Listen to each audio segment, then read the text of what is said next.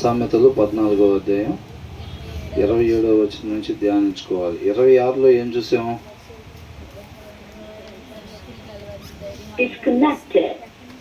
యెహోవా యందు భయభక్తులు కలవారికి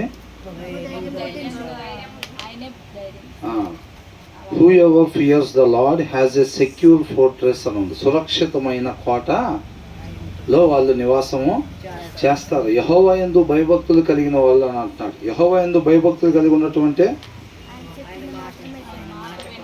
ఆయన వద్దన్న దాని జోలి పోకుండా ఉండటం, చెడుతనాన్ని విసర్జించుటయే అని ఉంది. యెహోవా యందు భయభక్తులు కలిగి ఉండటం అంటే చెడుతనాన్ని విసర్జించటం అన్నమాట. అంటే ఎవరైతే వాక్యంలో ఫలానాది చెయ్యొద్దు అని ఉంటే దాని జోలి పోకుండా ఉంటారో వాళ్ళు ఒక సురక్షితమైన కోటలో ఉన్నట్టునమాట. ఆ దేవుడే వాళ్ళకు ఒక కోటగా ఉంటాడనమాట. ఎవరైతే తల్లిదండ్రులు అలాగ ఉంటారో వాళ్ళ పిల్లలు వాళ్ళను చూసి నేర్చుకుంటూ ఉంటారు. కాబట్టి వాళ్ళు ఎలా ఉంటారంట?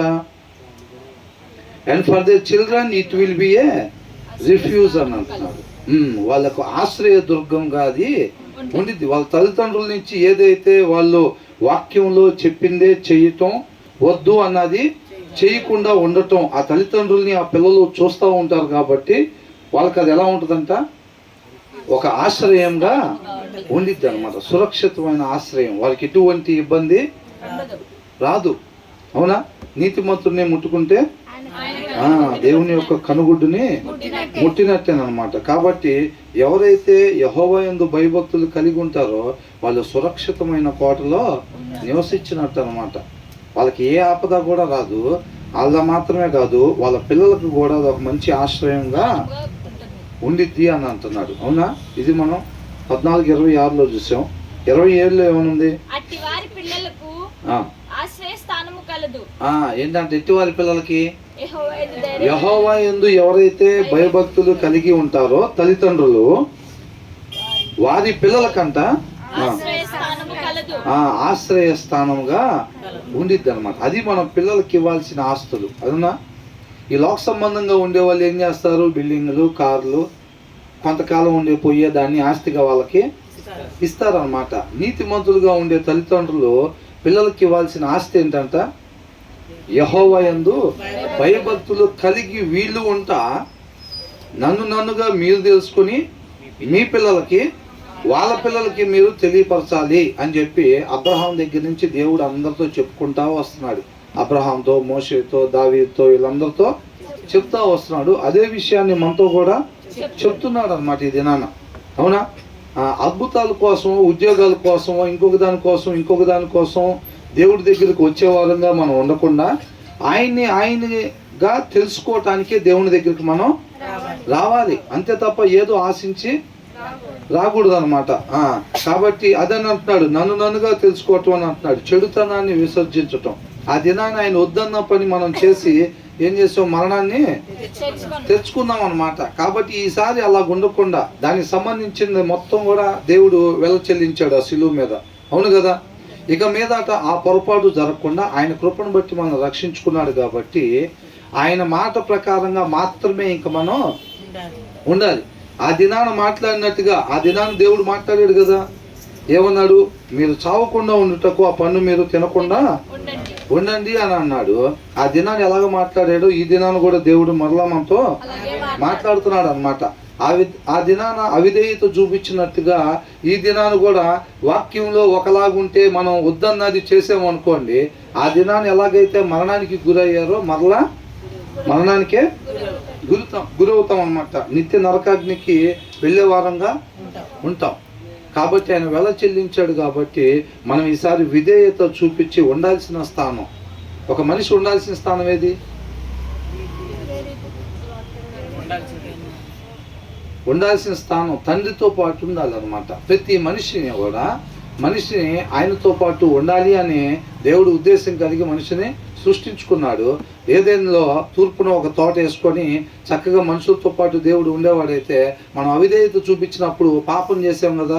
పాపం చేసిన దగ్గర దేవుడు ఉండడు. కాబట్టి మనల్ని అక్కడి నుంచి బయటికి పంపించేశారు. దానికి సంబంధించిన వెల దేవుడు చెల్లించాడు. కాబట్టి ఇక మీదట మనం అవిధేయులై ఉండకుండా, ఆ దినాల్లో ఇజ్రాయేలీయులు ఏ రీతిగా అవిధేయత చూపించి అరణ్యంలో రాలిపోయారు. ఆ రీతిగా ఉండకుండా యెహోషువ కాలేబు వలె మనం విధేయతని చూపించి వాళ్ళు పాలు తేనెలు ప్రవహించే దేశంలోకి ఏ రీతిగా ప్రవహించారో మన కణాల్లోకి అంటే తండ్రి దగ్గరికి ఆ రీతిగా మనం ప్రవేశించాలి. యుగయుగాలు ఆయనతో పాటు ఉండాలి అనేది దేవుడి ఉద్దేశం అన్నమాట.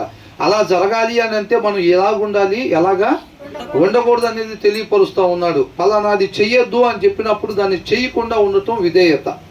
అవునా? మనం ఏంటో అవును అది దేవుడి మాటను ఒప్పుకోవటం కాదు, మార్కులేయటం కాదు, దాని ప్రకారంగా మనం ఉండాలి.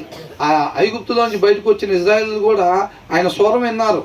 ఆయన ఏం చేయమంటున్నాడు, ఏం చేయొద్దు అంటున్నాడు విన్నారులే, కానీ ఆయన వద్దన్న పని వీళ్ళు చేయకుండా ఉండలేరు. చెప్పిన పని చేయలే, చెప్పింది విన్నారు అంతే. ఈ దినాన్ని కూడా అనేక మంది చర్చిలు నిండిపోతూ ఉంటున్నారు అని అంటే దేవుడి మాట వింటున్నారు, దాని ప్రకారంగా ఉండపోవటం వలన ఇంకా లోకంలో ఇంకా ఎంత చీకటిగా ఉందన్నమాట. అవునా? అందరూ వినటానికి ఆసక్తి పడతాం, చేయటానికి వచ్చేసరికి లేదు. కాబట్టి ఆయన దృష్టికి నీతిమంతులు ఎవరంట? వాక్యాన్ని అనుసరించే వాళ్ళు ఆయన దృష్టికి నీతిమంతులు అంట. కాబట్టి ఆయన చక్కగా ముందే మనకు తెలియపరిచాడు. కాబట్టి మనం విని విడిచిపెట్టే వారంగా కాకుండా అనుసరించే వారంగా మనం ఉండాలన్నమాట. కాబట్టి ఆయన యందు ఎవరైతే భయము భక్తి ఆయన వద్దు అన్నది చేయకుండా ఉంటారో, యెహోషువ కాలేబు లాగా ఎవరైతే ఉంటారో వాళ్ళకి ఒక సురక్షితమైన కోటగా దేవుడు ఉంటాడు. వారికి ఏ ఆపద కూడా రాదు. వారికి మాత్రమే కాదు, వారి పిల్లలకి అదొక ఆశ్రయ దుర్గంగా దేవుడు ఉంటాడనమాట. ఆయన దాగు చోటుగా, వాళ్ళ పిల్లలు దాగు చోటుగా దేవుడు ఉంటాడు. ఎప్పుడు సొలొమోనుతో ఏం చెప్పాడు? దావీదుతో ఏం చెప్పాడు? నువ్వు నా కట్టడలు నా ఆజ్ఞలు గైకొని నడుచుకొని నా ఎడల అంతవరకు నేను నీకు తోడుగా ఉంటానన్నాడు. సొలొమోను నువ్వు మీ నాన్న నేను చెప్పినట్టు విన్నాడు కాబట్టి నువ్వెట్టున్నా పర్వాలేదు నేను నీకు తోడుకుంటానన్నాడా? మీ నాన్న చెప్పినట్టుగా ఎట్లయితే విన్నాడో నువ్వు కూడా నా మాట ప్రకారంగా నా కట్టడలు నా ఆజ్ఞ ప్రకారంగా నువ్వు నడుచుకొని నా ఎడల అప్పుడు మీ నాన్నకి ఏ రీతిగా అయితే నేను తోడుగా ఉన్నాను అంతవరకు మీ నాన్న సీట్ కన్ఫర్మ్, దాంట్లో డౌటే లేదు. వృద్ధాప్యం అందు దావీదు హృదయం దేవుడికి అంగీకారంగా ఉందని పరిశుద్ధాత్మ దేవుడు బైబిల్లో రాపిచ్చాడా లేదా? రాపిచ్చాడని అంటే సొలొమోనుతో కూడా అదే చెప్తున్నాడు అనమాట. సొలొమోనుతో ఎలా చెప్తున్నాడో మనతో కూడా ఇవాళ అదే రీతిగా చెప్తా ఉన్నాడు.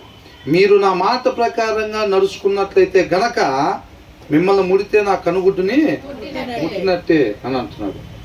ఒకవేళ మీరు నా మాట ప్రకారంగా కానీ నడుచుకోకపోతే మిమ్మల్ని ఎవరో ముట్టుకోవటం కాదు, నేనే ముట్టుకుంటాను. అవునా కదా? ఇప్పుడు వాళ్ళు ఐగుప్తులోంచి బయటకు వచ్చిన వాళ్ళు దేవుడి మాట ప్రకారంగా ఉండాల్సిన వాళ్ళు వాళ్ళందరూ కూడా, అవునా కదా? ఆ దినాన్ని అవిధేయత చూపించారు పండు తిన్నప్పుడు. తర్వాత వాళ్ళకి మరలా చెప్తే వీళ్ళు మరలా ఏం చేశారు? మరలా అవిధేయత చూపించారు. వీళ్ళు పాలు తేనెలు ప్రవహించే దేశంలోకి వెళ్లకుండా ఎవరు చేశారు? దేవుడే చేశాడు. ఆయన మాట ప్రకారంగా ఉన్నట్టయితే వాళ్ళ దేశంలోకి వెళ్ళకుండా వాళ్ళని ఎవ్వరు ఆపకుండా దేవుడు చూసుకునేవాడు. అంతే కదా? వాళ్ళు వినలేదు కాబట్టి, ఆయన మాటను అనుసరించలేదు కాబట్టి వాళ్ళు వెళ్లకుండా చేసింది కూడా దేవుడే. అవునా? ఆయన కాకపోతే ఆయన ఆపేసేద్దాం అన్న ఉద్దేశంతో రాలేదు. ఏ ఆత్మ నశించిపోవటం దేవుడికి ఇష్టం లేదు. ప్రతి ఒక్కరిని కూడా దారి తప్పిపోయిన మనందరినీ కూడా తండ్రితో పాటు సమాధానపరిచి యుగయుగాలు తండ్రితో పాటు ఉండేదానికోసమే ఆయన వచ్చాడు. అంతేనా? అట్లా కాకుండా మనం మరలా అవిధేయత చేసినప్పుడు ఏమైందంటే పరిశుద్ధులు అయిన తండ్రి దగ్గరికి మనల్ని తీసుకుని వెళ్ళలేడు యేసుక్రీస్తు కూడా. అవునా? మనం అవిధేయత చూపిస్తే పాపం చేసినట్టు, ఆ పాపం చేసిన వాళ్ళని తండ్రి దగ్గరికి ఎలా చేరుస్తాడు? చేర్చలేడు కదా. మనం అవిధేయత చూపించడం వల్లే పాపం చేసి తండ్రికి దూరం అయిపోయాం. ఇంకా అవిధేయత చూపిస్తున్నాం అనుకోండి, ఆయన వద్దన్న పని ఇంకా చేస్తున్నాం అనుకోండి, మన తండ్రితో ఎలాగ సమాధాన పరుస్తాడు? అంతే కదా? సమాధానపరచలేడు. కాబట్టి అప్పుడు మనని నరకానికి పంపించాల్సి వచ్చింది అనమాట. అంతవరకు కూడా ఆయన ప్రేమామయుడు కాబట్టి మన తండ్రితో పాటు సమాధాన పరిచేదానికి ఆయన కృపను బట్టి అనేక సార్లు అవకాశం ఇచ్చి నడిపిస్తూ ఉంటాడు.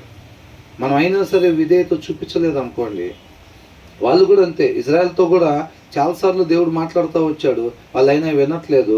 కానీ ఒక పరిస్థితి, ఒక సమయం అనేది వచ్చింది. ఆ సమయం వచ్చినప్పుడు ఇంకా అవకాశం ఉండదు. ఫస్ట్ తప్పుడు పని చేసాం కదా, ఏం కాలేదు కదా, తప్పుడు పని చేయక ముందు రోజు ఎట్లా ఉందో ఇప్పుడు కూడా అంతే ఉంది కదా అని అనుకుంటే, ఆయన కృపని లైసెన్స్గా భావించుకుంటే మాత్రం ఖచ్చితంగా ఆయన ఉగ్రతకి గురయ్యే వాళ్ళంగా ఉంటాం. ఆయన కృపని సద్వినియోగం చేసుకునే వారికి ఉండాలన్నమాట. మనం దుర్వినియోగం చేసుకోకూడదు. అంటే ఏమి కాలేదు అని అంటే ఆయన కృప అవకాశం ఇచ్చాడు, మనం దాన్ని సద్వినియోగం చేసుకొని మారు మనసు పొందాలి. దావీదు దగ్గరికి నాతాను పంపించినప్పుడు ఆయన కృప చూపించాడు. నాతాను పంపించకుండా ఊరియాను క్లోజ్ చేసినట్టు ఇప్పుడు క్లోజ్ అయిపోయింది అనుకో, దావీదు పరిస్థితి కూడా అక్కడ. దావీదు ఎటు వెళ్ళేవాడు? నరకానికి వెళ్ళేవాడు. నాతాన్ని పంపించటం తప్పెత్తు చూపటం కాదు అక్కడ. ఆయన దావీదుని ప్రేమిస్తున్నాడు కాబట్టి ఆయన కృపను బట్టి పంపించాడు. ఆ కృపని దావీదు ఏం చేశాడు? సద్వినియోగం చేసుకున్నాడు, లైసెన్స్గా భావించుకోలేదు. అవునా? ఇప్పుడు పాపం చేసిన తర్వాత కూడా దావీదు ఏమన్నా రాజుగా పక్కకు పోయాడా? రాజరికం బోలా, ఆస్తి బోలా, జనం బోలా. పోనీ జనాలకి ఏమన్నా తెలిసి అవమానపడ్డా? జనాలకు కూడా ఒక్కరికి కూడా తెలియకుండా నీట్గా మేనేజ్ చేశాడు. అవునా? అప్పటికి ఇక్కడికి వచ్చేసింది, వీళ్ళకి ఆ పిల్లలు పుడుతున్నట్టుగా అని అనుకున్నాడు. అంతా బాగానే ఉంది, కాకపోతే యెహోవా దృష్టికి అది అట్లా ఉందన్నమాట. అవునా? మనం జనాన్ని మేనేజ్ చేసామని అనుకుంటాం. అప్పటికి ఆయనకు వచ్చి నష్టమేం లేదు, అంతా బాగానే ఉంది లోక సంబంధంగా. అవునా? నాతాను పంపించినప్పుడు ఆయన ఏం చేశాడంటే, నీకే విరోధంగా నేను పాపం చేశాను కాబట్టి నేను ఆ స్థితిలో ఉండకుండా నన్ను శుభ్రంగా నీ వాక్యంతో కడిగి నన్ను చక్కగా నీతో పాటు ఉండేటట్టుగా, పాపం లేకుండా ఉంటేనే కదా దేవునితో పాటు ఉండేది, అలాగా పాపం లేకుండా ఉండేటట్టుగా నన్ను కడగమని నిజమైన పశ్చాత్తాపం తన హృదయంలో కలిగి ఉన్నాడు కాబట్టి దేవుడు దాన్ని అంతరంగంలో చూసి మరణానికి గురి కాకుండా తన పాపాన్ని పరిగణలోకి తీసుకున్నాడు. కాకపోతే దానికి సంబంధించిన పనిష్మెంట్ ఎవరికైనా ఒకటే, దేవుడి దగ్గర పార్షాలిటీ ఏమి ఉండదు. పనిష్మెంట్ అయితే మాత్రం దావీదు అనుభవించాడు. కాకపోతే ఆయన కృపను సద్వినియోగం చేసుకున్నాడు కాబట్టి అంతవరకు రక్షణని కాపాడుకోగలిగాడు అనమాట. మనకు కూడా అదే చెప్తా ఉన్నాడు. మనం ఆయన వద్దు అన్నది కానీ మనం చేయకుండా ఉన్నప్పుడు ఆయన మనకు సురక్షితమైన కోటగా ఉంటాడు. మనకు మాత్రమే కాదు, మన పిల్లలు మనల్ని గమనిస్తూ ఉంటారు కాబట్టి ఆయనగా మనం తెలుసుకున్నప్పుడు మన పిల్లలకు కూడా ఏం చేస్తాం? మనం నీతిమంతులుగా ఉన్నప్పుడు ఏమైంది? మనం ఆయన పిల్లల్లాగా ఉంటాం, మన నిత్య జీవానికి చేరుకుంటాము. మనం మాత్రమే కాదు, మన తర్వాత వాళ్ళకు కూడా మనం ఏం చేస్తూ ఉంటాం? ఒక మంచి మాదిరిని కనబరుస్తూ ఉంటాం అన్నమాట. మనం నడిచే విధానాన్ని తర్వాత వాళ్ళకి ప్రమోట్ చేస్తున్నట్టుగా, దాన్ని ప్రొక్లైమ్ చేస్తున్నట్టు. అవునా? అంటే ఏం చేస్తున్నాం? దాన్ని తెలుగులో ఏమంటారు? అందిస్తున్నాం. అంటే దీన్ని వాడండి అని అంటారు కదా, ఇది వాడండి మీకు చాలా మంచిదని చెప్పి. ఇప్పుడు ఇది వాడండి మీకు చాలా మంచిదని ఇప్పుడు సెలబ్రిటీలు యాడ్లు లాగిస్తారు కదా, ఇంకా అదే ప్రమోట్ చేయటం మనకి అంతవరకే వచ్చింది అనుకోండి, అడ్వర్టైజ్ లాంటిది అనుకోండి, అందించటం, ఇవన్నీ కొంచెం చుట్టుపక్కల తిరుగుతున్నారులే కానీ కరెక్ట్ పిన్ పాయింట్ మాట మనకు దొరకలా. అయితే మనం నీతిమంతులుగా ఉండటం వలన మనం నిత్య జీవానికి వెళ్తాము. అట్ ద సేమ్ టైం మన తర్వాత వాళ్ళకు కూడా మనం ఆ మార్గాన్ని ప్రమోట్ చేస్తున్నాం అన్నమాట. అర్థమవుతుందండి? అవివేక్ ఏం చేస్తాడని అంటే, అది మంచి మార్గం అని అనుకొని ఆయన వెళ్తూ ఉంటాడు. అది చెడ్డ మార్గం అయితే అవివేక్ వెళ్తానంటాడా? ఆయనకి ఏంటంటే అదే మంచి మార్గం అని ఆయన అనుకుంటూ ఉంటాడు. అది మంచి మార్గం అని అనుకున్నప్పుడు ఆయన జీవితం ద్వారా తర్వాత వాళ్ళకి ఏం చేస్తూ ఉంటాడు? ఆ మార్గాన్ని ప్రమోట్ చేస్తూ ఉంటాడు. ఆ మార్గాన్ని ప్రమోట్ చేసినప్పుడు తర్వాత ఏమైంది? మోసపోతారు ఆ దారిలో పోయిన వాళ్ళు. అదే కదా రాస్తుంది మనం చదువుకున్నప్పుడు, అంతేనా కదా? నేను తాగితే నీకేమైంది? నేనే కదా తాగేది, నా కిడ్నీలేగా పాడేది, నా లంగ్సే పాడేది అని అంటూ ఉంటారు. వాళ్ళ లంగ్స్ వాళ్ళ కిడ్నీలే కాదు పాడేది. తర్వాత వాళ్ళు కూడా ఆ చీకటిని ఏం చేస్తున్నారు? వాళ్ళు ప్రకాశింపజేస్తున్నారు అన్నమాట. సత్యంతో నింపబడి ఉండేవాళ్ళు, సత్యాన్ని మాత్రమే అనుసరించే వాళ్ళు సత్యాన్ని ఎలాగ ప్రకాశింపజేస్తూ ఉంటారో, ఈ చీకట్లో ఉండేవాళ్ళు ఏం చేస్తారంటే, ఇప్పుడు హృదయంలో వాక్యం లేదనుకోండి, దానిలో నుంచి మోసకరమైనది వచ్చింది. అది కలిగి ఏమి ఉండదు. హృదయం అనేది ఎలా ఉండదంటే బాల్యం నుంచి మోసకరంగా ఉండిద్ది. అది దాంట్లో వాక్యం వేస్తేనే దాంట్లో నుంచి మంచి వచ్చిద్ది. ఆ మంచి ద్వారా దేవుడు మనిషి నడుస్తూ ఉంటాడు. ఒకవేళ దాంట్లో వాక్యం వేయలేదు అనుకోండి, అది ఆల్రెడీ మోసకరమైంది కాబట్టి మోసకరమైంది బయటకు వచ్చి అది ఆ మనిషిని నడిపిస్తూ ఉండిద్ది అనమాట. అవునా? కాబట్టి వాక్యం లేకపోతే మనం అక్కడ ఆగిపోతాం అనుకుంటా అని అనుకోకూడదండి. వాక్యం వేస్తే సరైన మార్గంలో వెళ్తాం, వాక్యం లేకపోతే ఆగిపోతామేమో రోడ్డు మీద అంటే అట్లాగేం ఆగిపోం. వాక్యం వేయినప్పుడు ఏమవుతుందంటే ఆ మోసకరమైంది వచ్చింది కాబట్టి వెళ్ళకూడదు మార్గంలో మనం వెళ్ళిపోతూ ఉంటాం అన్నమాట. అట్లా అంటున్నాడు. కాబట్టి వారి పిల్లలకంట అది ఒక ఆశ్రయ స్థానముగా ఉండిద్ది అనమాట. అది చెడుతనాన్ని విసర్జించటం అనేది దేవుడే మనకి ఒక సురక్షితమైన కోటగా తల్లిదండ్రులకు ఉంటారు. అంత మాత్రమే కాదు, వాళ్ళ పిల్లలకి ఒక ఆశ్రయ స్థానముగా దేవుడు ఉంటాడు. దేవుడి దగ్గర దాక్కుని ఉంటే ఇంక ప్రాబ్లం ఏంటి? 91వ కీర్తనలో ఏముంది? మహోన్నతిని చాటున తర్వాత ఎప్పుడు దాని తర్వాత ఏముంది? అవన్నీ కూడా ఎప్పుడంటే ఆయన చాటును దాగుంటే, ఆయన చాటును దాక్కోకుండా పక్కన నిలబడ్డాం అనుకోండి, ఆశ్రయ దుర్గం లేదు, ఏమీ లేదు, ఎవరైనా అటాక్ చేయొచ్చు మన మీద. అవునా కదా? ఆయన చాటును ఉంటే మన పిల్లలకంట మనం ఎప్పుడైతే చెడుతనాన్ని వాక్యంలో వద్దు అన్నది ఎప్పుడైతే మనం చేయకుండా ఉంటామో అది ఆస్తిగా మనం మన పిల్లలకు అందించే వారంగా ఉండాలన్నమాట. ఆ కోట అందించాలి. సురక్షితమైన కోట మనం కలిగి ఉండేది ఆ కోటలో ఉండాలి విశ్వాసి. అవునా? అబ్రహాం ఆ కోటలో ఉన్నాడు, ఇస్సాక్ ఆ కోటలో ఉన్నాడు, యాకోబు ఆ కోటలో ఉన్నాడు. లోక సంబంధంగా చూస్తే డేరాల్లో ఉన్నారు. అవునా?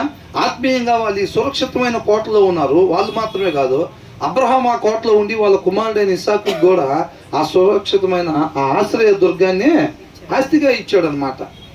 ఆ కోటలు ఇవ్వాలి ఆస్తిగా పిల్లలకి.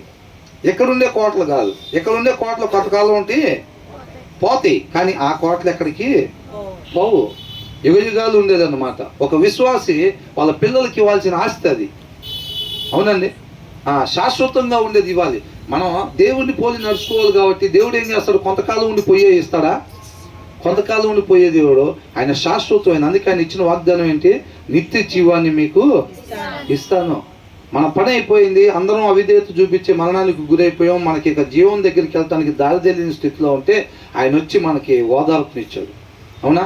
రక్షకుడు రక్షణనిచ్చేవాడు. నేను మీకు నిత్య జీవాన్ని, మీరు పోగొట్టుకున్న స్థానాన్ని, నిత్యం మీరు తండ్రితో పాటు యుగ యుగాలు ఉండాల్సిన జీవాన్ని, ఒక మనిషి ఉండాల్సిన స్థానం అదనమాట. తండ్రితో పాటు ఉండాలి. ఒక మనిషిని ఏర్పాటు చేసుకుంది దేవుడు దానికోసం, తండ్రికి దూరంగా ఉండేదానికోసం కాదు. దేవుడి ఇష్టం ఎప్పుడైనా సరే సెంటర్ ఆఫ్ ద బైబుల్ ఏముంటుందని అంటే జనాలతో పాటు దేవుడి యుగ యుగాలు ఉండాలనేది దేవుడి ఇష్టం ఎప్పుడు కూడా. రేపు దినాలు జరిగేది కూడా అదే. అవునా? ఆయన రాజ్యంలో ఏం చేస్తాడు? సూర్యచంద్రునంత తండ్రి కుమారుడే, వాళ్ళ మొహాలే తేజస్గా వాళ్ళే మన మధ్యలో ఉంటారు. ఆ ముఖ దర్శనం అబ్రహాం ఆశీర్వాదం అంటే అది మనం చూసాం కదా ప్రకటన గ్రంథంలో కూడా అంతకుముందు. కాబట్టి శాశ్వతమైన దాన్ని ఆయన నిత్య జీవాన్ని ఇస్తానని చెప్పాడు. కొంతకాలం ఉండిపోయే బంగ్లాలు ఇస్తాను, అది ఇస్తా, ఇది ఇస్తాను అని చెప్పి ఆయన ఎప్పుడు కూడా చెప్పట్లేదు. ఆయన అవసరమైతే ఇస్తాడు. నా నీతిని నా రాజ్యాన్ని ఎతకండి, వాటితో పాటు మీకు ఏం కావాలో నేను అవి ఇస్తాను అని అంటాడు. అవసరతలు ఇస్తాను అంటున్నాడు, మీ కోరికలు తీరుస్తాను అంటలా. అవునా? మన కంటికి ఏది కనపడితే పైన మన సౌండ్ వచ్చి పైకి చూసామంటే అబ్బా అది ఉంటే బాగుంటుంది మనకంటే. అదే రోజు బైబిల్ చదువుతాడు, ప్రార్థన చేస్తాడు కాబట్టి అది ఒక సాయంత్రానికి వెళ్ళి తీసుకెళ్ళాలి, ఇంటి ముందు పెట్టండి అంటాడా దోతలతో? అట్లా ఏం పెట్టడు. నీతిమంతులు ఇప్పుడు కూడా ఆకలి కొండంటే ఎక్కడున్నా ఎడారిలో ఉన్నా సరే ఆయన నిత్యం బ్రతికించి ఆయన మాటను పంపిస్తాడు. అవునా కదా? ఆయన మాటను ఎవరో ఒకరి ద్వారా ఆ ఆత్మ రక్షింపబడేటట్టుగా ముందుగా మన ద్వారా ఏదైతే క్రియలు చేయాలని దేవుడు ఇష్టపడ్డాడో ఆ క్రియలు జరిగించేటట్టుగా ఏ మాట అవసరమో తనకి ఆ మాటని ఎక్కడున్నా సరే పంపిస్తాడు. నన్ను తినేవాడు ఎప్పుడు కూడా ఆకలి కొండని అంటున్నాడు. ఆ శాశ్వతమైన ఆహారం ఇస్తాడు అనమాట. కొంతకాలం ఉండిపోయే అవి కాదు ఇచ్చేది దేవుడు, అంతే కదా? కాబట్టి ఏమంటున్నాడు ఇక్కడ? ఇది 27వ వచనం, 26వ వచనంలో కూడా అదే ఉంది. అవునా? 27వ వచనం ఏంటంటే యెహోవాయందు భయభక్తులు కలిగి ఉండటం జీవపు ఊట అని అంటున్నాడు. The fear of the lord is a fountain of life అని అంటున్నాడు. ఫౌంటైన్ ఆఫ్ వాటర్ అంటే ఏంటి? వాటర్ ఫౌంటైన్ అంటాం కదా. అవునా? అదేం చేస్తా ఉంటే నీళ్ళని వెదజల్లుతూ ఉండిద్ది. అవునా? యెహోవా యందు భయభక్తులు కలిగి ఉండటమో, చూడాలండి అందరూ, యెహోవా యందు భయభక్తులు కలిగి ఉండటమో జీవపు ఓట, ఫౌంటైన్ ఆఫ్ లైఫ్. జీవాన్ని అంతా అది వెదజల్లుతూ ఉండిద్దండి. మనకు కావాల్సింది ఏంటి? మనకు కావాల్సింది జీవం. మన నిరీక్షణ ఏంటి? నిత్యము జీవించాలని. మనం పోగొట్టుకుంది ఏంటి? జీవాన్ని పోగొట్టుకున్నాం, మనం మరణాన్ని తెచ్చుకున్నాం. ఆయన యుగ యుగాలు ఉండాలని మనం తయారు చేస్తే అవిధేయత చూపించి మనం ఏం చేసాం? మరణాన్ని తెచ్చుకున్నాం. మనం జీవం కోసం వెతుకుతున్నాం, దారి తెలియపోతుంటే రక్షకుడు వచ్చి ఆయన కృపామయుడు ప్రేమించేవాడు ఆయన కుమారుని పంపించేవాడు అన్నాడు. నేనే మార్గం, సత్యము, జీవం. మీరు వెళ్ళే దగ్గరికి నేనే తీసుకెళ్ళగలుగుతాను అని అంటున్నాడు. వాక్యమే దేవుడై ఉన్నాడు. ఇదే మార్గం, ఇది తప్ప వేరొక మార్గం లేదు. మన తండ్రి దగ్గరికి ఇది తప్ప వేరొక మార్గము లేదు. ఆ ప్రయాస వ్యర్థం అని అంటున్నాడు. అర్థమవుతుందండి? ప్రసంగి గ్రంథంలో మనం చూసాం కదా, వ్యర్థము సమస్తం వ్యర్థము. మన జీవితంలో ఎప్పుడు నవ్వుతూ ఉండాలి, మన జీవితంలో డబ్బు ఉండాలి, మన జీవితంలో ఆరోగ్యం ఉండాలి అని మీరు కోరుకుంటే అవన్నీ కూడా ఒక దినాన్ని ఏమవుతాయి అంట, వ్యర్థంగానే ఉంటాయి. కాబట్టి దీని మూలంగా మనకు తెలిసింది ఏంటంటే ఆ 12:13 ఏమంటున్నాడు, ఆయన యందు భయభక్తులు కలిగి సమస్త మానవాళి కంటే ఇదే విధి అని అంటున్నాడు. ఆయన యందు భయభక్తులు కలిగి ఉండి ఆయన మాట ప్రకారంగా నడుచుకోవాలి, అంతే. అవునా? ప్రసంగి ఎవరు రాశారు? సొలొమోను మహాజ్ఞాని. దేవుడి దగ్గర నుంచి అందుకున్న జ్ఞానంతో రాశాడు. సామెతలు చూసారా, ఒక్కొక్కటి ఎలా ఉందో, ఒక్కొక్క వచనం దాని డెప్త్ మామూలుగా ఉండదు. అవునా కదండి? ఇక్కడ ఏమంటున్నాడంట, the fear of the Lord, యెహోవా యందు భయభక్తులు కలిగి ఉండటం అంట జీవపు ఊట. అంటే అది జీవాన్ని వెదజల్లుతా ఉండిద్ది అనమాట. మన జీవితంలో ఎక్కడెక్కడైతే దేవుడు వద్దు అన్న దాన్ని మనం వదిలిపెడతా ఉంటున్నామో, దేవుడు ఇది చెయ్యొద్దు, దేవుడు ఇది చెయ్యొద్దు అని దేని గురించి అయితే చెప్తా ఉంటున్నాడో, అది మనం ఎక్కడెక్కడైతే చెయ్యకుండా ఉంటామో అక్కడెక్కడ మనం జీవం పొందుకుంటా ఉంటాం అన్నమాట. అర్థమవుతుందండి? యెహోవా యందు భయభక్తులు కలిగి ఉండటం అదొక ఫౌంటైన్ అనమాట. చెడుతనాన్ని విసర్జించటం. ఇప్పుడు మనం దగ్గరికి వెళ్ళాం, సీరియల్ చూస్తున్నాం అందరూ, మనం ఇది వాక్యానుసారం కాదు అని అనుకున్నప్పుడు మనం ఆ ప్లేస్ నుంచి పక్కకి వెళ్ళిపోవటం ఏమైంది, అక్కడ జీవాన్ని కొంచెం అంటే రోజు కొంచెం హార్లిక్స్ తాగితేనంట పిల్లలు ఏమవుతారంట, ఎదుగుతారంట. మనం ఎట్లా ఎదుగుతాము, మనం ఎట్లా జీవాన్ని తెచ్చుకుంటాం? చెడుతనాన్ని విసర్జించటం ద్వారా. అవునా? మన జీవితంలో ఎదురయ్యే ప్రతిదీ కూడా ఏదైతే వాక్యానుసారం కాదో, ఏదైతే వద్దని చెప్తున్నాడో వాక్యం అయిన దేవుడు, దాన్ని మనం తీసివేసుకోవటం ద్వారా, రిజెక్ట్ చేయటం ద్వారా మనం ఏం చేస్తామంట, జీవాన్ని పొందుకుంటా ఉంటాం అన్నమాట. ఆయన యందు భయభక్తులు కలిగి ఉండటం అనేది జీవపు ఓట. చెడుతనాన్ని విసర్జించటం జీవపు ఓట. మనం వెతికే జీవం ఎక్కడుందంటే చెడుతనాన్ని విసర్జించటంలో ఉందన్నమాట. వాక్యం వద్దు అన్న దాన్ని మనం చేయకుండా ఉండటంతో మనం జీవాన్ని పొందుకుంటా ఉంటాం అన్నమాట. అది ఒక ఫౌంటైన్. యెహోవా యందు భయభక్తులు కలిగి ఉండటం అని అనేది, చెడుతనాన్ని విసర్జించటం అనేది ఒక ఫౌంటైన్ అనమాట. ఎప్పుడైతే ఒక్కొక్కటి వాక్యం వద్దన్నది మనం చేయకుండా ఉంటామో మనం జీవాన్ని పొందుకుంటా ఉంటాం అనమాట. అంత మాత్రమే కాదు, అది ఏం చేసిద్దంటే turning a person from the snares of death అని అంటున్నాడు. ఏం చేసిద్దంట, జాగ్రత్తగా వినాలండి. యెహోవా దొరికే సమయంలోనే మనం ఆయన్ని వెతకాలి. తర్వాత మనం ఎంత గోజాడినా సరే ఉపయోగం లేదు. వాక్యం ముగించబడిన తర్వాత ఎంత ఆశగా చూసినా ఉపయోగం ఏమీ లేదు. నీళ్ళు ఉన్నప్పుడే తాగాలి. నీళ్ళు ఉన్నప్పుడు అంతా ఫోజులు ఇచ్చుకుంటా ఉండి నీళ్ళు ఎండిపోయిన తర్వాత దాహం అంటే ఏమైంది? అవునా? పెళ్లి కుమారుడు వచ్చేటప్పుడే మనం శుభ్రంగా బుడ్లు వెలిగించుకొని ఉండాలే కానీ అప్పుడు మాత్రం శుభ్రంగా దినులు తెచ్చుకొని నిద్రపోయి ఆయన వచ్చి ఎలుగున్న క్యాన్స్ తీసుకొని వెళ్ళిపోయిన తర్వాత వాళ్ళతో పాటు వీళ్ళు పోయి తలుపులు కొడుతున్నారంట. ఉపయోగం ఏమైనా ఉందా? మరి అది వాక్యం అయిపోయింది ఇంకా అని అన్నప్పుడు అప్పుడు జాగ్రత్తగా ఉంటే ఉపయోగం ఏమైనా ఉంటుందా?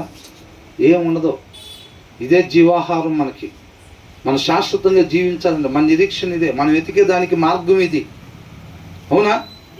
కాబట్టి ఏమంటున్నాడు ఇక్కడ, the fear of the lord is a fountain of life అని అంటున్నాడు. యెహోవా యందు భయభక్తులు కలిగి ఉండటం, చెడుతనాన్ని విసర్జించటం ద్వారా మనం ఏం చేస్తామంట, జీవాన్ని పొందుకుంటా ఉంటాం. అంత మాత్రమే కాదు, మనం ఏం చేసాం, ఆజ్ఞ అతిక్రమణ చేసి పాపం చేసి మరణాన్ని తెచ్చుకున్నాం. అంటే ఒక పక్షికి వల పెట్టారు అనుకోండి, మనం ఏమైందంటే పోయి ఆ వలలో ఇరుక్కుపోయాం. అవునా? వలలో ఇరుక్కుపోయినప్పుడు ఆ వల ఎవరు పెట్టింది? ఆ వల ఎవరంటే సాతాను. అవునా? అవ్వని అడిగితే ఏం చెప్పింది? సర్పం నన్ను మోసం వచ్చింది అని అంటున్నాడు. అంటే సర్పం అంటే ఎవరు అక్కడ? సాతాను నన్ను మోసం చేస్తాను. కాబట్టి మనం ఏం చేసామంటే ఆ వలలో ఇరుక్కుపోయాం. అవునా కదా? ఇప్పుడు మనం అందరం కూడా మరణానికి గురై ఉన్నాం అన్నమాట. ఇప్పుడు మన జీవాన్ని ఎలా పొందుకుంటాము అని అంటే ఇదంతా కూడా యేసుక్రీస్తు వారు వెళ్ళిన దారి ఇది. అర్థమవుతుందండి? ఒక సాధారణ మనిషిగా ఆయన జన్మించి ఈ మరణంలోనికి గురై ఉన్న మనిషి జీవంలోనికి ఎలా దాటి వెళ్ళాడో ఆయన వెళ్ళిన దారి అన్నమాట ఇది. ఎలాగ నువ్వు మళ్ళీ జీవాన్ని పొందుకున్నావు, తండ్రి దగ్గరికి ఎలాగ వెళ్ళావు, తండ్రితో పాటు యుగ యుగాలు ఎలాగుంటున్నావు, మాకు అసలు మార్గం తెలియక ఇన్ని రోజులు తిరుగుతున్నామే అని అంటున్నాడు. నేనే మార్గం సత్యం జీవం, నా యందు విశ్వాసం ఉంచినవాడు నిత్య జీవానికి వెళ్తాను అంటున్నాడు. కాబట్టి ఆయన యందు విశ్వాసం, ఎక్కడెక్కడ నేను కాలు పెట్టి వచ్చానో నేను చెప్తాను, నువ్వు నన్ను నమ్మి నేను చెప్పిన దగ్గర కాలు పెట్టు, నీకు చూస్తాక నీళ్ళే కనపడతాయి. అక్కడ కాలు పెడితే మునిగిపోతామని అనిపించింది, కానీ నన్ను నమ్ము, నేను చెప్పిన దగ్గర కాలు పెడతారా అని అంటాడు. అంటే ఇప్పుడు ఇట్లా ఏదైతే చెప్తున్నానో ఇక్కడ పెట్టు కాలు అంటున్నాడు, అంటే ఇలా ఉండు అని అంటున్నాడు. ఈ వచనం ప్రకారం ఉండి అంటున్నాడు. ఈ వచనం ప్రకారం ఉంటే లోకంలో ఎర్రోలాగా అయిపోతాంగా, అంటే నీళ్ళు కనపడుతున్నాయి కదా, ఆ కాలు పెడితే మునిగిపోయేటట్టు ఉన్నాంగా అని అనిపిస్తుంది చూస్తే. నువ్వు నన్ను నమ్ము అంటున్నాడు. అక్కడ బండ కనపడుతుంది అనుకోండి, నమ్మాలా? నీళ్ళులాగా కనపడుతుంటే మనం కాలు పెడితే మునిగిపోయేటట్టుకుంటే అప్పుడు నమ్మాలి. కనిపించే దానికోసం విశ్వాసంతో పనేమీ లేదు, కనిపించని దాని కొరకే విశ్వాసం కావాలంటున్నాడు. అవునా? మనకెట్లా ఉంది, బాబు ఈ దీని ప్రకారంగా ఉంటే మనం ఈ లోకంలో ఎరువులాగానే ఉంటాంగా అని అంటే అలాగే ఉండేది పరిస్థితి. కానీ నువ్వు నన్ను నమ్మి కాలు పెట్టి అక్కడ అంటున్నాడు. అవునా? ఎంతమంది సిద్ధంగా ఉన్నారు అట్లా చేయటానికి? నేను చెప్పిన అర్థమైందా? ఈ లోకంలో ఎరువుల్లాగా అనిపించుకోవటానికి ఎంతమంది సిద్ధంగా ఉన్నారు అంటున్నా. ధనికులు కాదు, పేరున్న వాళ్ళు కాదు, ఆరోగ్యవంతులు కాదు, ఈ లోకంలో ఎరువులు అనిపించుకోవడానికి ఎంతమంది సిద్ధంగా ఉన్నారు అని అంట.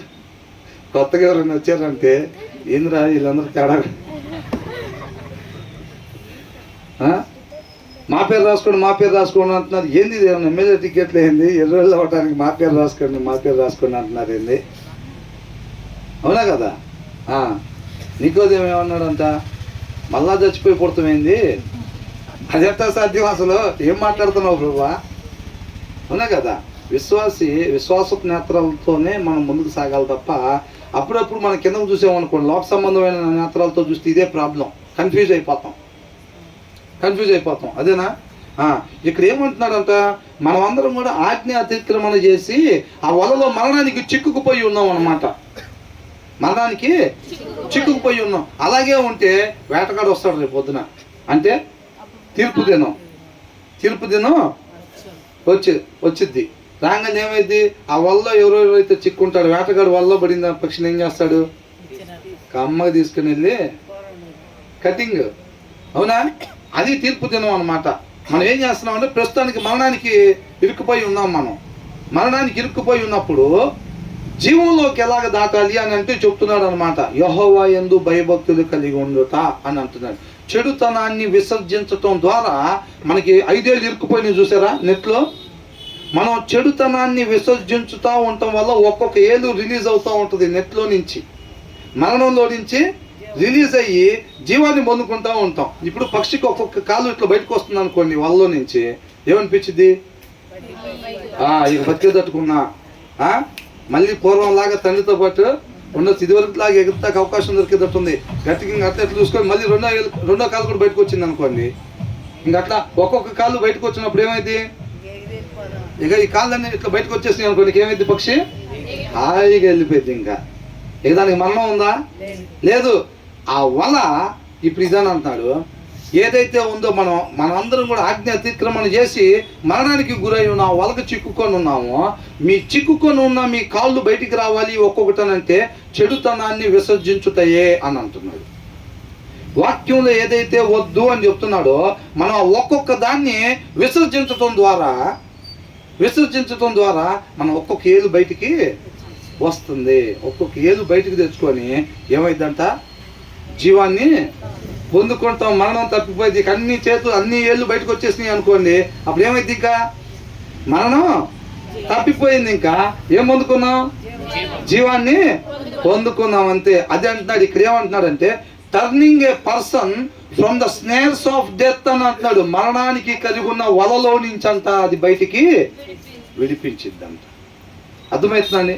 చెడుతనాన్ని విసర్జించటం వాక్యంలో వద్దు. మన జీవితంలో ఎదురయ్యేదాన్ని, ఇప్పుడు ఎవరో మన ఫ్రెండ్ దగ్గరికి వెళ్ళాం, వాడు బూతులు చెప్తా లేకపోతే అట్లా ఎట్లా ఉంటున్నాడు, ఉండగోని రీతికి ఉంటున్నాడు, మనం వాటితో పాటు ఉండకుండా వద్దు, ఇది వాక్యానుసారం కాదు అని చెప్పి మనం వెళ్ళిపోవటం, అక్కడ ఒక వెళ్ళి బయటకు తెచ్చుకోవటం. అవునా? కూర్చోకుండా పిచ్చి ముచ్చట్లు చెప్పుకునే దగ్గర మనం కూర్చోకున్నది వాక్యానుసారం కాదు. ఎక్కడే అది వాక్యానుసారం అవునా కాదా దివ్యాన్ని ఫస్ట్ మన హృదయంలో వాక్యం ఉండాలి. అప్పుడే కదా కంపారిజన్ చేసుకునేది, అవునా కదా? అప్పుడు మనం చూసుకొని తర్వాత వేరే వాళ్ళు అరే రారా కొసేపటి అది ఇదని అంటే అది వాక్యానుసారంగా ప్రతి క్షణం ప్రతి విషయం మన జీవితంలో అది వాక్యానుసారమా కాదా, ఏది మంచిది అనేది జాగ్రత్తగా చూసుకొని దాన్ని మేలైన దాన్ని చేస్తాడంట వివేకవంతుడు, నిత్య జీవానికి వెళ్ళేవాడు. అర్థమవుతున్నది?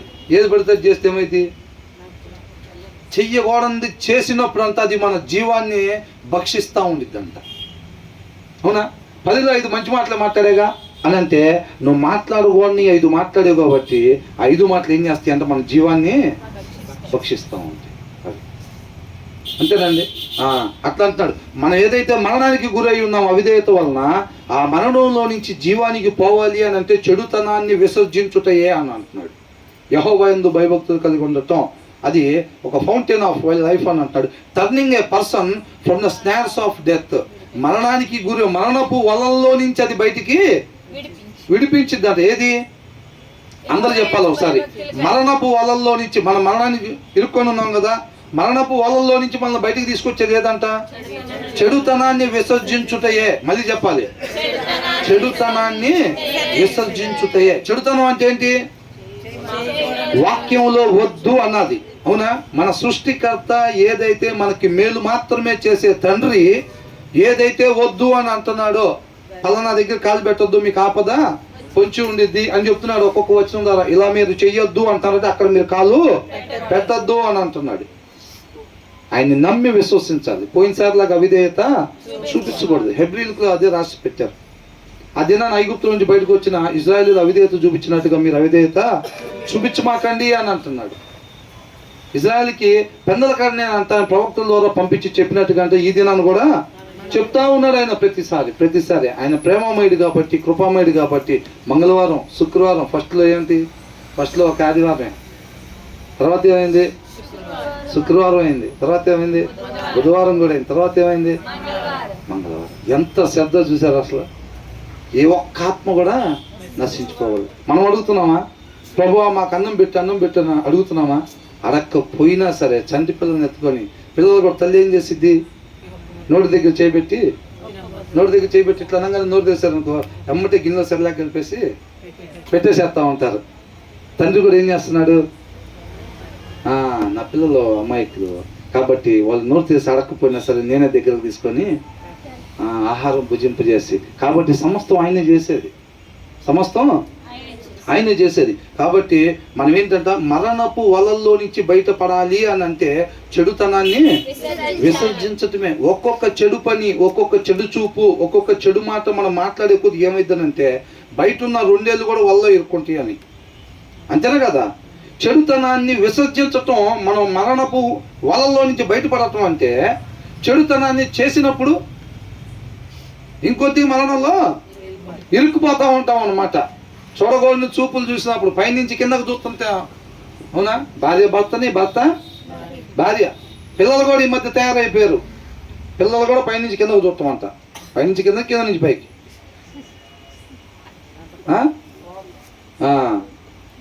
చూడగానే ఏమైంది, ఇంకొక ఏళ్ళు ఇరుక్కుపోయింది ఆ వల్ల. ఒకసారి చూస్తే నాపట్లేదు, ఇంకా గుణుగుతూనే ఉన్నాడు, ఇంకోసారి చూస్తే ఇంకొక ఏళ్ళు ఇరుక్కుపోయింది. అవునా కదా? కాబట్టి మనం చాలా జాగ్రత్తగా ఉండాలి. ఆయన పోలి నడుచుకునే వరకు ఉండాలి, ఆయన మాటకు విధేయత చూపించే వరకు ఉండాలి. ఇవన్నీ ఎవరు చెప్తున్నారు? తండ్రి మాట. ఇది మన సృష్టికర్త యొక్క మాట. దారి తప్పిపోయి అవిధేయత చూపించి పాపంలో పడిపోయిన మనల్ని జీవం దగ్గరికి నడిపిస్తూ ఉన్నాడు అనమాట. కాబట్టి విధేయత చూపించి మనం నడుచుకునే వరకు ఉండాలి. తర్వాత ఏమంటున్నారు? రాజులకు ఘనత వచ్చును, వినాశనము. ఒక రాజు దగ్గరికి అంట జనం ఎంత ఎక్కువ మంది జనం ఉంటే రాజుకంతా ఘనత. అవునా? రాజు దగ్గర జనం లేకుండా పోయారు అనుకోండి, అప్పుడు ఏమైంది?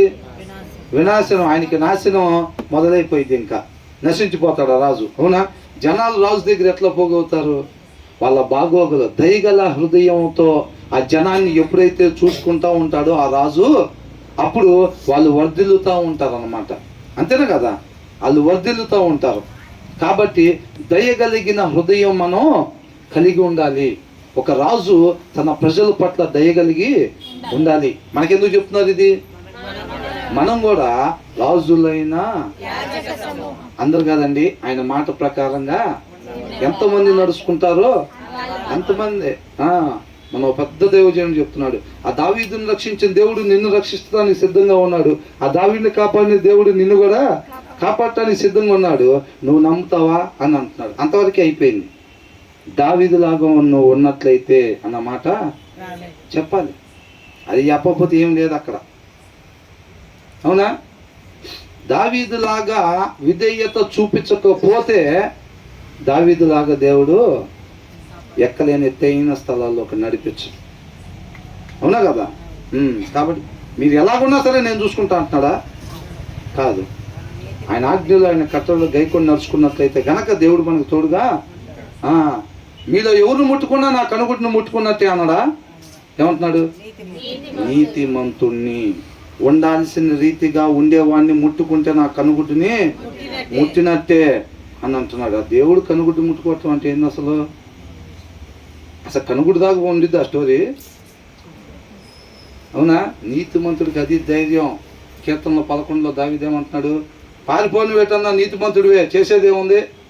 దుష్టులు బాణాలు ఎక్కుపెట్టున్నారంటే నేనెందుకు పారిపోవాలంటున్నాడు. ఆయన అక్కడ కూర్చొని చూడకపోతే నేను పారిపోవాలి. ఆయన కొనకుడు నిద్రపోయేవాడు కాదు. ఆయన అక్కడ కూర్చొని చూస్తాను, ముందు అర్జెంట్గా అలా చెప్పు పారిపోమని అంటున్నాడు. నాకు అది చెప్పాల్సింది. నువ్వు అంటున్నావు చూసావు బాణాలు ఎక్కుపెట్టే దుష్టులు అని చెప్పి, అర్జెంట్గా అలా పారిపోమని వాళ్ళ సంగతి తెలుస్తాడు. అట్లా ఉంటే ఆయనకు అసలు గిట్టదు అని చెప్తున్నాడు. అవునా కదా? ఆ ధైర్యం నీతిమంతుడికి అంత సింహం వల్ల అలా ధైర్యంగా ఉంటాడు. పరిస్థితి ఎంత దగ్గరికి వచ్చినా సరే ఏం చేయలేదు. ముందు ఎర్ర సముద్రం ఉన్నా సరే భయపడే పని లేదు. పరిస్థితి ఎలాగన్నా ఉండని. మనం ఎప్పుడు అనుకుంటాం కదా, ప్రార్థన చేయకముందు ఇంటి పక్కన ఇంట్లో ఉంది తిడుతుంటే ప్రార్థన అయిపోయి మనం ఆమె అనగానే రోకల పంట తీసుకొని మన ఇంటి ముందే ఉంటుంది.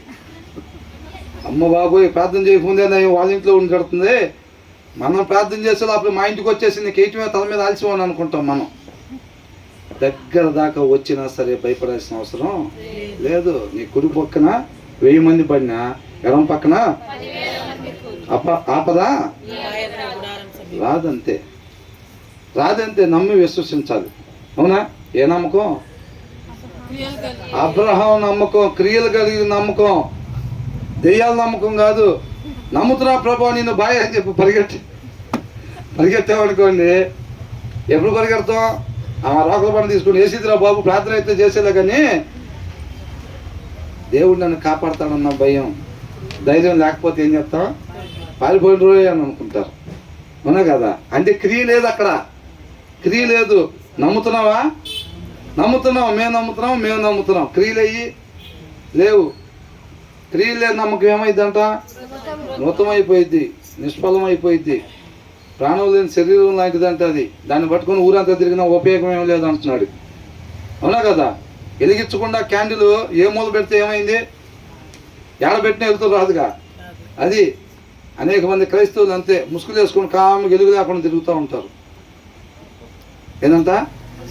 ముసుగులు ఉండవు. దారిలో ఎవరైనా మంచి చీర కట్టుకుని ఎవరైనా ఉంటే చాలు, ఇక కుళ్ళుకుంటూ వెళ్ళటమే మొత్తం. అంటే ఓన్లీ ఆడవాళ్ళ గురించి కాదండి, మగవాళ్ళు కూడా.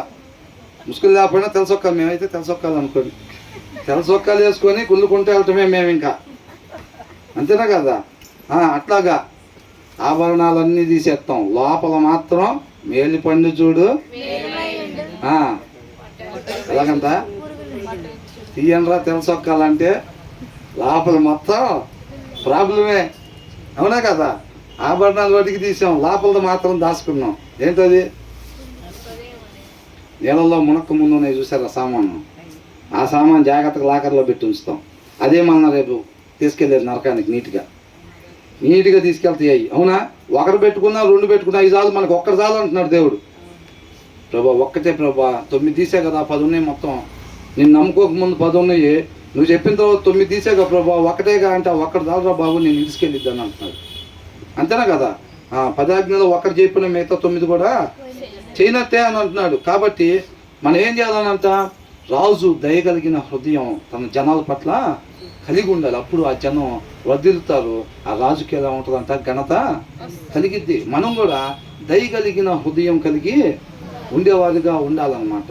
అప్పుడు మనకి అనేక మంది జనాలు ఆ రాజుకి ఉంటారు. తర్వాత ఏమంటున్నారు? దీర్ఘశాంతము గలవాడు మహావివేకి. వివేక్ ఎలా ఉంటాడంట? ఏదైనా అనగానే పళ్ళు కొరుకుతూ ఉంటాడా? పిడికిలు బిగుతూ ఉంటాడా? ఎలా ఉంటాడు? చర్చిలకు పోయి వస్తాం మనం, నన్ను గదిలిస్తే మామూలుగా ఉండదు అంట. ఏంటంట? అరే నువ్వు ఎవరి జోలైనా పో, నా జోలి మాత్రం రాబాక, కాలనీ పోయి ఒకసారి మన పేరు అడుగు. ఏదో క్రిస్టియన్ లేకపోతే మొన్న బాప్తిజం తీసుకున్నానని మేకొద్దాం అనుకుంటున్నావా? మన స్టోరీ కనుక్కో ఒకసారి. నువ్వు ఎప్పుడైతే స్టోరీ కనుక్కున్నావో అప్పుడే పోయింది వ్యవహారం అంతా. అవునా కదా? సౌల్ని ఎప్పటికి తీసేశాడంట? సమయాలు వచ్చి చెప్పినప్పుడు కాదు. ఎప్పుడైతే చంపమన్న వాటిని చంపకుండా ఆపాడో కత్తి, అప్పుడే సమయాలతో దేవుడు మాట్లాడాడు. నిన్ననే నాతో మాట్లాడాడు అని చెప్పాడు. అవునా కదా? అది కాబట్టి ఇక్కడ ఏమంటున్నాడు? ఆ లోపలి అట్ట పెట్టి టైం వచ్చినప్పుడు తీద్దాము, నన్ను కదిలీకుండా ఉంటే మంచిదిరా, నా మానాన్ని నేను పాటలు పాడుకుంటా, ప్రార్థన చేసుకుంటా, వాక్యం చదువుకుంటా, వాక్యం వినుకుంటా తిరుగుతూ ఉంటా, నన్ను కానీ మీరు కదిలిచ్చారంటే సామాన్ లోపలే ఉంది అంటాడు. గొలియాతు కత్తి లోపలే ఉంది, మీరు అనుకుంటున్నారు ఆయుధం లేకుండా తిరుగుతానని అనుకోబాకండి అని చెప్పి ఒక మెసేజ్ ఊర్లో తిప్పుతానే ఉంటాడు. ఆల్రెడీ తెలసొక్క వేసుకున్నాను, జనం లేకుండా ఉన్నారు, అటాక్ చేద్దాం అనుకుంటున్నారేమో, ఆయుధం లోపలే ఉందని అంటాడు. ఆయుధం లోపల ఉన్నంతసేపు నీకు అబ్రహాం ఆశీర్వాదం ఏం లేదు. తంతే దండించుకోవాలి. ఎవడని తంతాడు సంగతి ఎదుగుద్దాం అనుకున్నామంటే మటాషే. అవునా కదా? అట్లా ఉండాలి. ఏసై ఏం చేశాడు? తనంగానే రివర్స్ ఫైటింగ్ చేశాడా? కరాటీలో బ్యాక్ బెల్ట్ అని అదేమీ లేదు. నన్ను చూస్తే తండ్రిని చూసినట్టే అన్నాడు. మనం కూడా చెప్పాలి ఏమని? నన్ను చూస్తే మా నాన్న చూసినట్టే కాదు, అదే నిన్ను చూస్తే తచ్చంగా మీ నాన్న చూసినట్టుందరా, మీ అమ్మని చూసినట్టుందరా అని అంటారు. మనం ఏం చెప్పాలి? నిజమైన విశ్వాసిని ఎవరు చూసినా కానీ ఎవరు కనపడాలి? క్రీస్తు కనపడాలి. నన్ను చూస్తే ఏసైని చూసినట్టే. మనం చెప్పండి, అది వాడిని చూస్తే ఏసైని చూసినట్టేరా.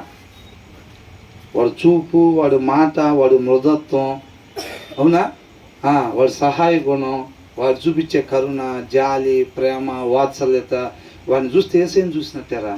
ఆ సాక్ష్యం నిలిపేకొని చిన్నగా 4 చెక్కల మధ్యలోకి, అంతేనా?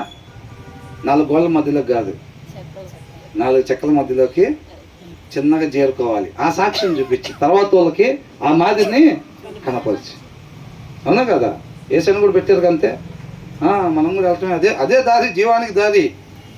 నిందలు, అవమానాలు, ఇబ్బందులు ఎదురవుతున్నాయి అంటే కరెక్ట్ దారిలోనే వెళ్తున్నాము.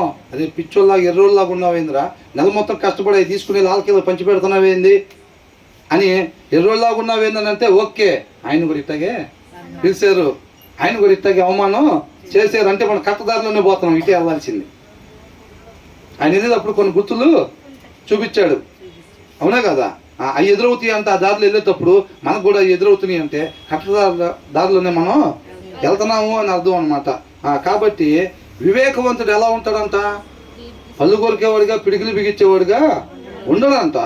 Who ever is patient has great understanding. వాళ్ళ గొప్ప వివేకము కలిగిన వాళ్ళు ఉంటారు. కోపాన్ని జయించలేకపోతున్నాం బ్రదర్. 10 అధ్యాయాలు చదవమని చదువుతాను, 10 పాటలు పాడమని పాడతాను, 10 గంటలు ప్రార్థన చేయమని చేస్తాను, కానీ కోపాన్ని జయించలేకపోతున్నా బ్రదర్. అసలు ఎవరేమన్నా అంటే చాలు, ఇంకేం లేదు. అవునా? అట్లా అనిపిస్తున్నాను అంటే వివేకం లేకపోతేనే. అంటే వాక్యం పైపైన చదువుకుంటూ పోతున్నాం, వివేకం జ్ఞానం వదిలిపెట్టి, దాని సారాంశం వదిలిపెట్టి వాక్యం ఏం చేస్తున్నాం? పైపైన చదువుకుంటా. సామెతలు చదువుకుంటారా అంటే కుర్రోళ్ళని ఏం లేదు, పొద్దున్న చదవటం మొదలుపెట్టి సాయంత్రానికి అయిపోయింది అంటారు. దాని సారాంశం అంతా అక్కడే ఉంటుంది, పైపైన అక్షరాలు ఏరుకుంటూ వెళ్ళిపోతారు. అవునా? వాడిని ఎవరిని అనగానే ఆటోమేటిక్గా పళ్ళు కొరుకుతాడు. ఏంద్రో సామెతలు మొత్తం చదివాని అంటున్నావు, ఏమన్నంటే పళ్ళు కొరుకుతున్నావు ఏంటంటే సారాంశం తెచ్చుకోవాలా. అక్షరాలు వాటికి ఏరుకొచ్చుకున్నాడు వెళ్ళి. అక్షరాలు ఏరుకొచ్చుకుంటే అంతే ఉండిద్ది. మనం స్వతంత్రం చేసేది ఏంటంటే మరణం నుంచి సత్యం. ఆ సత్యం ఏంటి? వాక్య సారాంశం సత్యం. సారాంశం వాడు వదిలిపెట్టి ఎన్ని అధ్యాయాలు చదివితే ఉపయోగం ఏముంది? ఆటోమేటిక్గా కొరుకుతారు పళ్ళు మరి. అవునా కదా? లోకంలో ఉండేవాడికి అది ఏం కనపడతాయండి? జాలి, దయ, కరుణ, ఈయన కనపడేది. అసలు ఆయన అన్న మాటకి నిద్ర పడతలేదు బ్రదర్. ఆయన లోకస్తుడు అయ్యే అంటాడు. మరి మనం ముందే ప్రిపేర్ అయి ఉండాలి. అవునా కదా? ఇంటి పక్కన మీరు బాగుండాలని ఇద్దా ఏమంటుంది? కుదిరితే మీరు నాశనం అయిపోవాలి సాయంత్రం కల్లే. అదేగా, ఇల్లు నాశనం అయిపోవాలి, వాళ్ళు నాశనం అయిపోవాలి, ఇల్లు నాశనం అయిపోవాలి, మనం మాత్రం వర్ధిల్లుతూ ఉండాలి అంతే. ఇక ఆగే పని లేదు భోజనానికి కూడా, వర్ధిల్లుతూ ఉంటామే ఇంకా. అవునా? అలా కోరుకుంటారు. మరి ఏంటి అసలు ఆమె ఎందుకని అట్లా అంటుంది ఏంటి, ఆమె చూపు చూస్తే ఎందుకని అట్లా చూస్తుంది? ఆమె లోకంలో ఉంది కాబట్టి, లోకంలో నాటబడినప్పుడు దాంట్లో ఉండే గుణ లక్షణాలే కదా అయ్యి. అవునా? ఈ లోకాధికారి ఎవరు? అపవాది ఎట్లా చూస్తాడు? అది పడ్డా లేకుండా అంటాడా? వాడిని పడగొట్టేదే అది.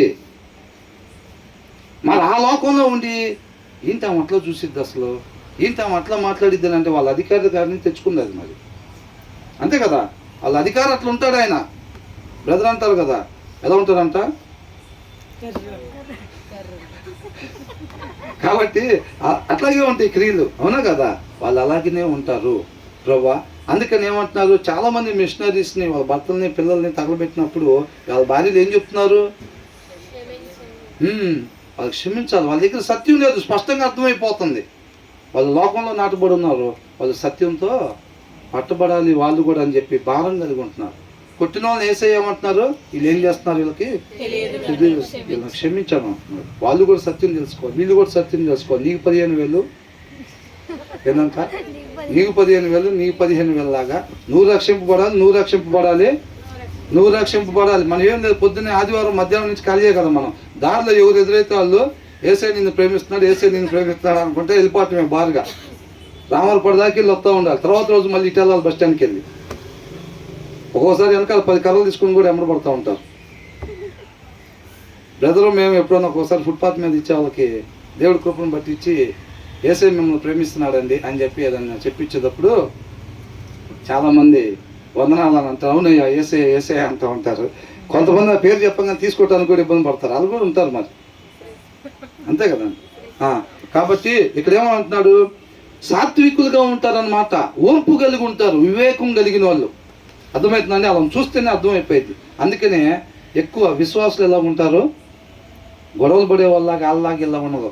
విశ్వాసం ముసుగేసుకొని ఏసే రక్షకుడు అని డూమ్ మీద రాసుకొని సాయంత్రం బాగా చెప్పుకొని ఉంటే వాళ్ళకాడ ఉండదు. మళ్ళీ మన వాళ్ళు బండ్లు ఎక్కువ ఉంటాయి అక్కడ. అవునా కదా.